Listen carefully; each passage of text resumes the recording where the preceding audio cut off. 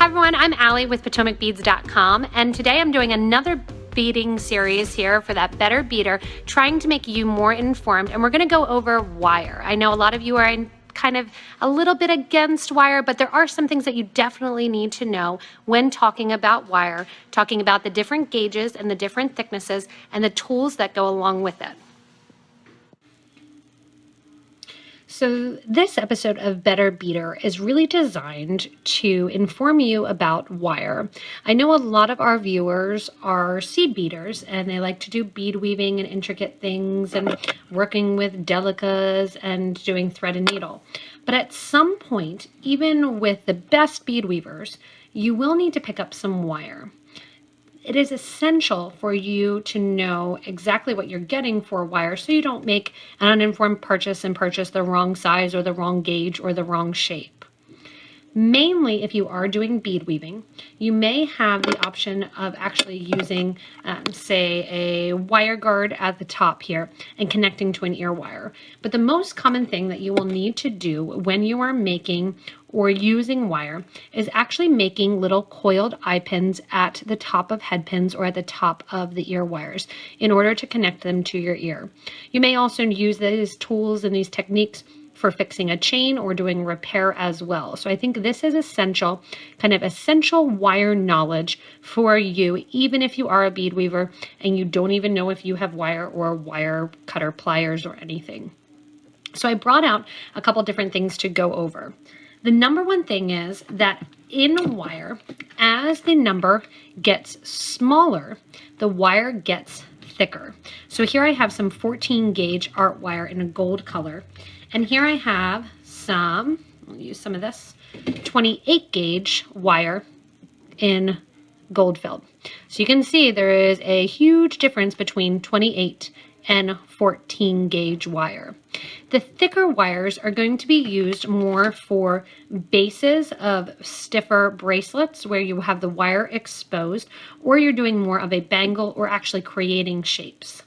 The thinner wire is going to be used more for twisting or coiling and actually kind of using it almost as a wrapping technique. Think floral wire, which is usually about 32 gauge, is going to be very, very thin as well, like these earrings that are done with a 28 gauge wire. The thinner the wire, the larger the number, which is going to help you also when you're looking at, say, head pins. If you are looking for a nice thin wire, we are talking about round wire today. There are also square wire and half round wire. I'm not going to touch that because I just want to talk about the round wire. When you're looking at round wire, wire that is thin will need to be coiled in order to kind of keep its shape. Whether or not you're coiling it over a thicker piece, creating your own bead out of it, coiling in beads, or twisting the wire, it's going to kind of keep its shape because of that twist. Thicker wires, you can just do a nice bent over loop or a bent over kind of arch to create clasps and to create ear wires and that sort of thing. To start out with wire, most people's first introduction to wire is going to be with head pins and ear wires.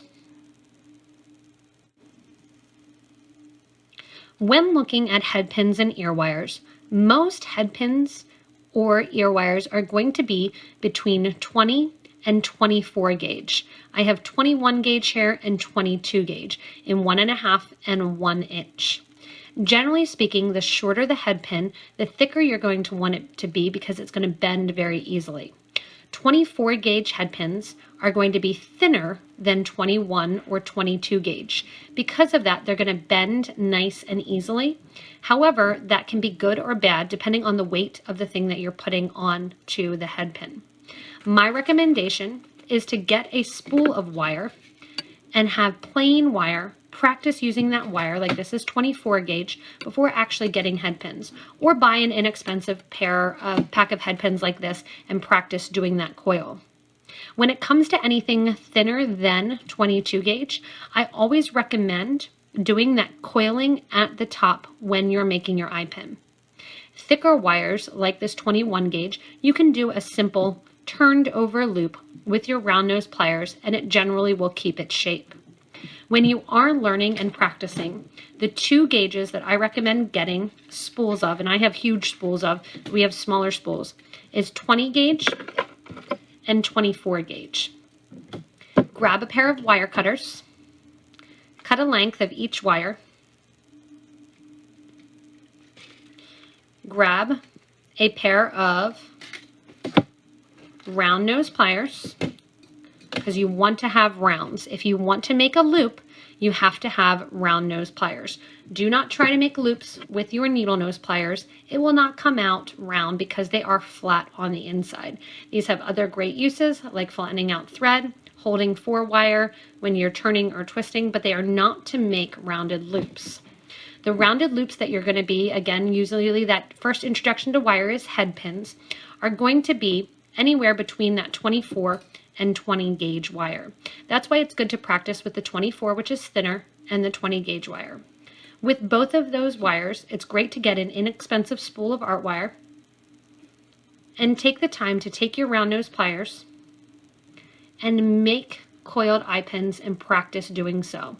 You hold your round nose pliers, bend over top of the round nose pliers, and go in and make that nice eye pin. Practice then holding with your needle nose pliers and coiling that eye pin. This is going to be a great practice and a great technique to learn for any type of jewelry making because, again, this is one of those things that is essential for you to learn in order to kind of perfect the craft. Once you have the coiled eye pin on the 24 gauge, try with the 20. It's going to be thicker, so it's going to be harder to make that coiled eye pin. It's going to be a little bit harder to bend. And keep in mind that as you do those coils, the coils are going to be bigger, obviously, because the wire is thicker. So you can see and feel the difference of the 2 gauges of wires. You can make informed decisions, and having 24 and 20 on hand, you can also see if you have smaller beads that you need to fit on head pins, what size head pin you may want to get. Having a spool also gives you an opportunity to add beads onto the spool, play around with then perfecting the spacing after the bead, and making another coiled eye pin. So again, all of this that I'm practicing with and showing you is round wire. We're not going to touch on the half round or the square or anything. We're just touching on that round. But the half round is exactly what you would think. It's half the rounded amount when it comes to gauges. And the square is like drawing a square around the circle, and that's going to get you square wire.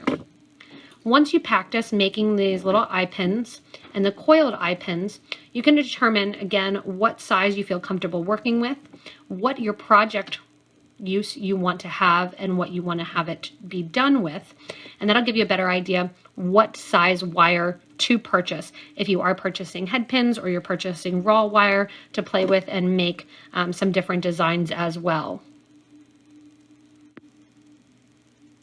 Generally speaking, if you are repairing a chain or a piece of jewelry, you're going to be required to use thinner wire.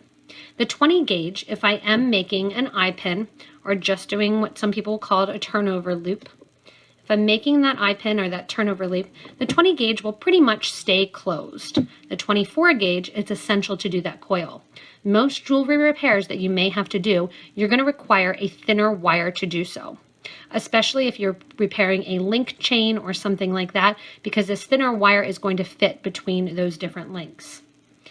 99% of the time that I am working with wire, it's going to be one of these 2 sizes. Sometimes I'll go thinner if I'm doing a certain craft or design. Sometimes I'll go thicker. But on hand, if you need 2 pieces of wire or 2 sizes, I would suggest 24 and 20 gauge wire. Most head pins, again, are going to be between that 24 and 20 gauge. A lot of them are going to line up with a 22. Also keep in mind that the artistic wire is going to be very soft. It is a dead soft wire, which means it has a lot of malleability and you can turn it in a lot of directions. Most of the time when you're working with head pins, even in those same gauges, they're going to be harder to turn because they are half hard, which means that they're heated to a higher temperature, which is going to make them a little bit more brittle and make them keep their shape. So practice with the thicker wire if you want to kind of get that coiled eye pin and that coiled head pin correct and nice when you're working with your jewelry. Again, it's always better to practice, get your hands into wire working, and make sure that you can make a nice loop and a nice coil loop. Check out some of the other YouTube videos I have showing how to work with some of these different wires, making those eye pins, creating chain necklaces, and really enhancing your jewelry making skills by learning to work with some of these wires. A lot of people are intimidated by wire, but with the right gauge and the right tools, you will surely be successful after a little practice to do some simple repairs, hang some simple earrings, and make informed decisions about which type of wire and which gauge of wire to purchase. As always, if you need any of the materials, you can order from us online at PotomacBeads.com and PotomacBeads.eu, and we're happy to ship to you from those locations. You can also check out below the video to the little links, or check out us here, give us a little thumbs up. You can subscribe to this YouTube channel, stay connected with me if you want to know some of these better beater techniques and things that I think you should know, as well as new projects and ideas and classes that are coming up via the tutorials online as well. As always, thank you so much for watching. If you get a chance, you can also check us out on Facebook and our Facebook group for beading and jewelry making. Show off what you're making, answer questions, and really help the beading community as a whole.